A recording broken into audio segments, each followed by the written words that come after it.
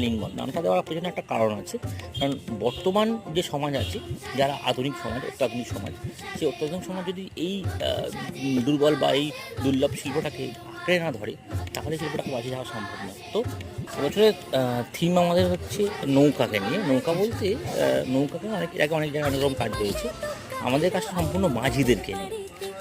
বর্তমানে নৌকা একটা শিল্প, যে শিল্পটাতে নৌকা তৈরি বা নৌকাকে কেন্দ্র করে ধর্ম, আচার আচরণের একটা বিরাট শিল্পকর্ম জড়িত ছিল।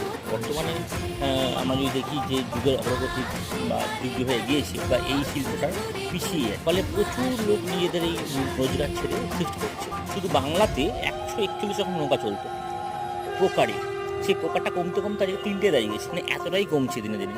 মানে হয়তো থাকবেই না, বা হয়তো একটা ধরনের নৌকা তৈরি হবে। তো আমাদের এখানে একটা প্রচেষ্টা ছোটো, যে যদি কোনোভাবে এই শিল্পটাকে বাঁচিয়ে রাখা যায়।